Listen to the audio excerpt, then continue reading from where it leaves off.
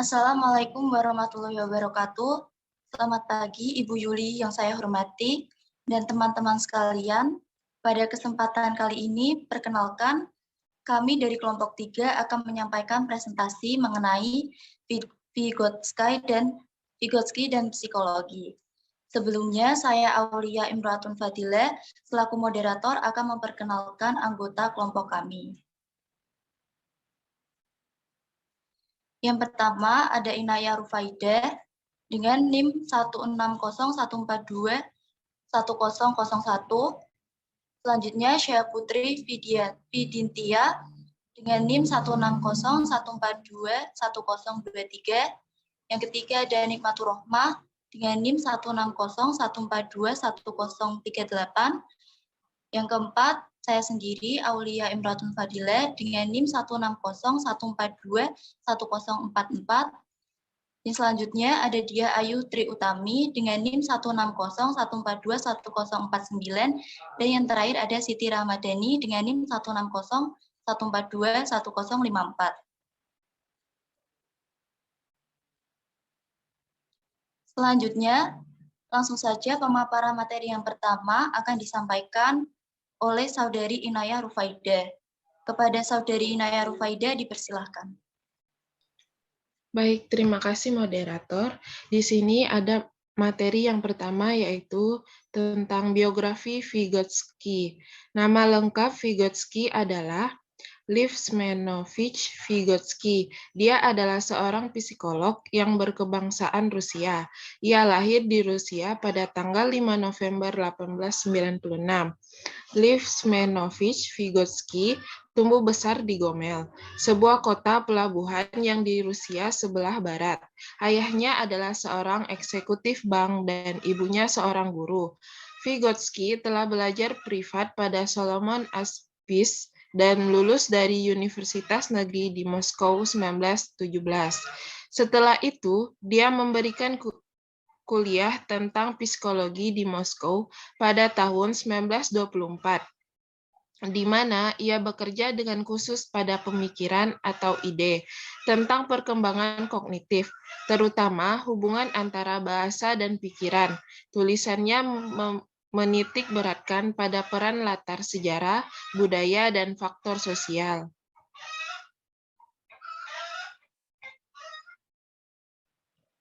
Baik, terima kasih Inaya. Selanjutnya, materi akan disampaikan oleh Saudari Syah Putri. Kepada Saudari Syah Putri, dipersilahkan. Baik, terima kasih moderator. Perkembangan kognitif pada manusia. Perkembangan kognitif pada manusia dipengaruhi oleh lingkungan. Manusia bukan hanya berkembang dalam arti sosial biologis, namun fungsi-fungsi psikologis terus meningkat sejak lahir. Vygotsky berkeyakinan bahwa perkembangan tergantung pada faktor biologis yang menentukan fungsi-fungsi elementer memori, atensi, persepsi, dan stimulus respon. Faktor sosial sangat penting artinya bagi perkembangan fungsi mental lebih tinggi untuk pengembangan konsep, penalaran logis, dan pengambilan keputusan.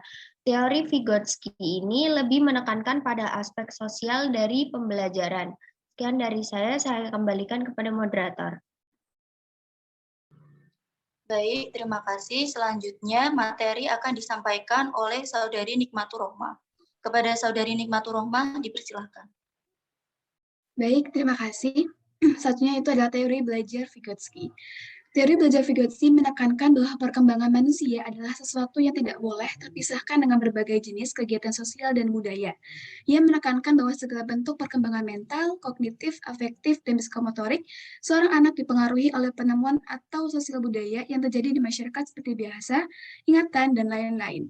Nah, perkembangan kognitif teori belajar Vygotsky setara dengan sosialnya dibagi menjadi 3 hal, yakni yang pertama ada hukum genetik tentang perkembangan, di mana kemampuan seseorang akan tumbuh melalui 2 tataran, yaitu pertama tataran sosial lingkungan dan tataran psikologis dalam dirinya. Next.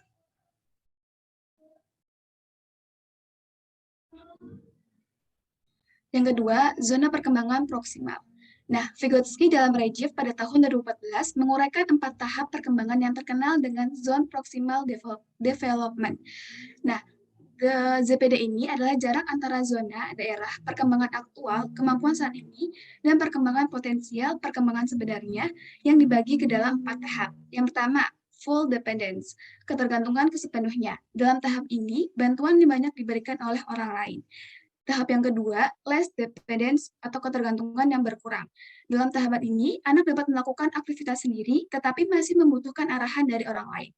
Tahapan yang ketiga, automatization atau otomatis. Anak pada tahap ini sepenuhnya dapat melakukan aktivitas sendiri, walaupun masih terjadi sedikit kekeliruan. Tahap yang terakhir, deautomatization, kemandirian yang sempurna, yang terjadi penyatuan jiwa dan raga anak. Next. Yang ketiga, mediasi. Dibedakan menjadi 2 jenis, yaitu yang pertama, media metakognitif adalah berbagai alat semiotik yang digunakan untuk menjadi self-regulation, pengaturan diri yang terdiri dari self-planning, self-monitoring, self-checking, dan self-evaluation. Yang kedua, media kognitif adalah berbagai alat kognitif untuk memecahkan masalah untuk berhubungan dengan pengetahuan tertentu. Dari saya, sekian. Terima kasih. Baik, selanjutnya pemaparan materi akan disampaikan oleh saya sendiri. Beberapa kegunaan kognitif menurut Vygotsky. Yang pertama, membantu memecahkan masalah melalui alat berpikir. Inilah seseorang akan mampu mencari jalan keluar terhadap permasalahan yang dihadapinya. Yang kedua, memudahkan dalam melakukan tindakan menurut Vygotsky. Dengan alat berpikirnya, setiap individu akan dapat memilih tindakan atau perbuatan yang selektif dan seefisien mungkin dalam mencapai tujuan. Yang ketiga, untuk memperluas kemampuan melalui berfungsinya alat berpikir, setiap individu akan mampu memperluas wawasan berpikirnya melalui berbagai aktivitas untuk mencari dan menemukan berbagai pengetahuan yang ada di sekitarnya. Kemudian yang terakhir, untuk melakukan sesuatu sesuai dengan kapasitas alaminya, Vygotsky mengemukakan bahwa peningkatan fungsi-fungsi mental seseorang terutama berasal dari kehidupan sosial atau kelompoknya, dan bukan sekedar dari individu itu sendiri. Selanjutnya, materi akan disampaikan oleh Saudari Diah Ayu. Kepada Saudari Diah Ayu, dipersilakan. Baik, terima kasih moderator. Yang selanjutnya yaitu scaffolding. Teori Vygotsky yang lain adalah scaffolding. Scaffolding adalah memberikan kepada seseorang anak sejumlah besar bantuan selama tahapan-tahapan awal pembelajaran dan kemudian mengurangi bantuan tersebut dan memberikan kesempatan kepada anak tersebut mengambil alih tanggung jawab yang semakin besar segera setelah ia mampu mengerjakan sendiri. Penerapan teori belajar Vygotsky dalam interaksi belajar dan mengajar.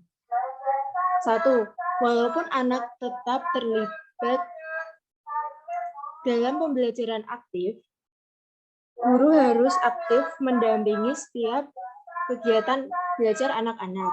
Yang kedua, secara khusus Vygotsky mengemukakan bahwa di samping guru, teman seharusnya juga berpengaruh penting pada perkembangan kognitif anak. Kerja kelompok secara kooperatif tampaknya mempercepat perkembangan anak. Yang ketiga, gagasan tentang kelompok kerja kreatif ini diperluas menjadi pengajaran pribadi oleh teman sebaya, yaitu seseorang anak mengajari anak lainnya yang agak tertinggal dalam pembelajaran. Suatu anak bisa lebih efektif membimbing anak lainnya melewati ZPD karena mereka sendiri baru saja melewati tahapan itu sehingga bisa dengan mudah melihat kesulitan-kesulitan yang dihadapi anak dan menyediakan scaffolding yang sesuai.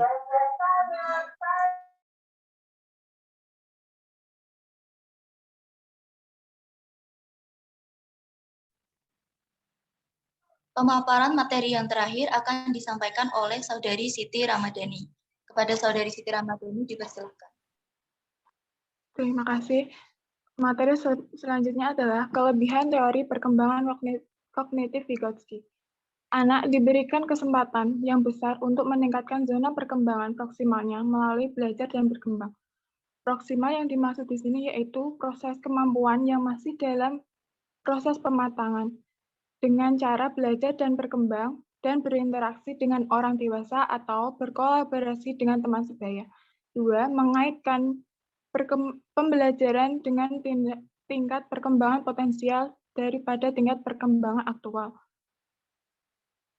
3. Perlunya strategi dalam mengembangkan kemampuan intramentalnya daripada intermentalnya. Intramentalnya di sini adalah kemampuan berkolaborasi dan memecahkan masalah dengan bantuan orang dewasa. Sedangkan intramentalnya yaitu memecahkan masalah sendiri daripada dibantu orang dewasa. Yang keempat, kesempatan seluas-luasnya pada anak dalam mengintegrasikan pengetahuan deklaratif dengan pengetahuan prosedural yang dilakukan untuk mengerjakan tugas dan memecahkan masalah. Yang kelima, proses belajar bukan hanya bersifat transversal, tetapi juga konstruktif, di mana pengetahuan dibangun antar sesama pihak yang terlibat. Di sini, murid bukan hanya mendengarkan guru menjelaskan, tapi juga berkontribusi untuk ikut berdiskusi di dalamnya. Next.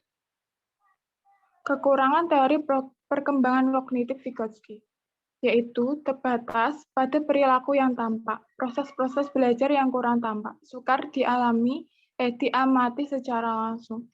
Sekian pemaparan dari saya kembalikan ke moderator.